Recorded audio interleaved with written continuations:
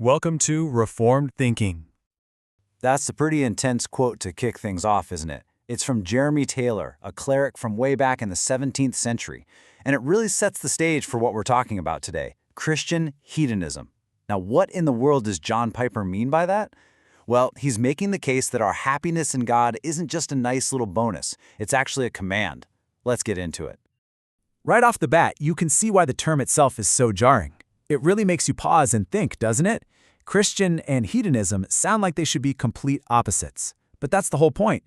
It's designed to kind of shake us up and force us to look again at the connection between our joy and our faith. Okay, so to really get our heads around this, we have to start where Piper starts, with the definitions. Because if we don't get clear on the specific words he's using, the whole idea can get twisted and misunderstood really easily. So Piper doesn't try to get fancy here. He just grabs a simple, straight-from-the-dictionary definition. He's not trying to reinvent the word hedonism. He's taking the regular, everyday understanding of it, a life that's pointed toward pleasure, and that's his starting point. And this part here is so key. He is very careful to distinguish what he's saying from a popular philosophical theory. He's not saying that we humans are always motivated by whatever we think is most pleasant for us. He's not describing how we are in our fallen state. Instead, he's making a claim about how all of us should be motivated. It's a command, not just an observation of how things are. And right here is where it all clicks. When you add that word Christian, the target of our living for pleasure becomes super specific. It's God himself.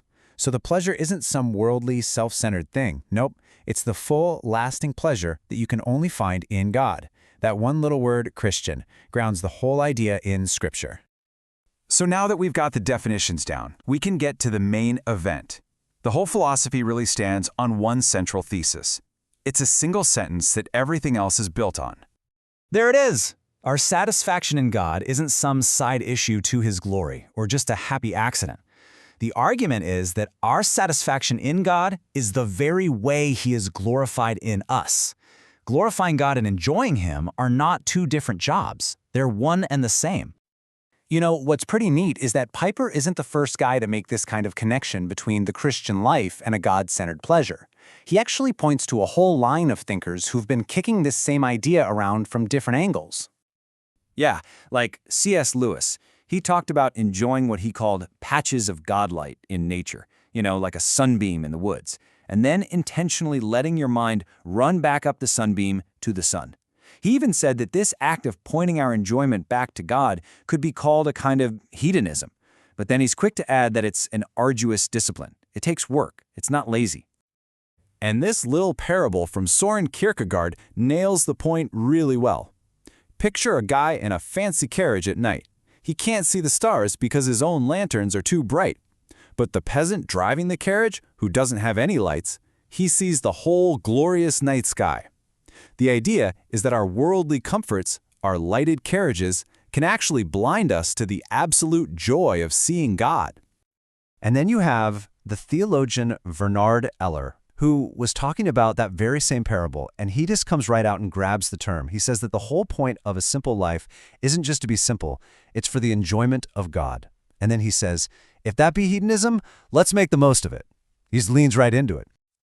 Okay, so all of this makes you wonder, right? With all the room for people to get the wrong idea, why on earth would you stick with such a controversial name? Well, Piper actually gives 6 pretty clear reasons. He lays out a solid 6-part case for it. First, like we said, it matches the dictionary and it's got a history with thinkers like Lewis. But he also says it's supposed to be jolting, to kind of wake up believers who might be stuck in a joyless kind of faith. Plus, and we're about to see this, he shows that Scripture and the Apostle Paul do the same kind of thing, using worldly words in really surprising ways. And finally, that Christian qualifier up front locks the whole thing down, making it clear this is a Bible-based idea. And this is just a brilliant way to make his fourth point. The Bible is not afraid to use some pretty shocking, worldly language to get a spiritual idea across. I mean, Jesus describes his own return like a thief. He holds up a dishonest manager as an example of being shrewd. If Scripture can redeem terms like these, Piper argues, then surely hedonism can be used to describe a passion for God's glory. This one might be the most surprising of all. The Apostle Paul himself uses the word hedista, which is the Greek root for our word hedonism. He says he will most gladly boast about his weaknesses and most gladly be spent for other people's souls. He took a regular word for pleasure in his culture and applied it to things like weakness and sacrifice. It's pretty amazing. So this all brings us to a really challenging final point, because just like C.S. Lewis said, this pursuit of joy in God, it's not the easy way out. It's an arduous discipline. The whole point here is to go after lukewarm faith. A joyless Christian life just doesn't make any sense, and Piper argues that ignoring the command to delight yourself in the Lord has some very serious, eternal consequences. It's a threat to the comfortable Sunday-only kind of believer because it calls for this radical, all-in kind of joy in God that doesn't leave any room for being half-hearted. So we're left with this one last thing to chew on. We usually think about our Christian duty in terms of sacrifice, service, obedience. All good things. But what if the chase for your deepest, most real joy in God isn't just an extra? What if it's your main calling? What if your greatest duty is delight?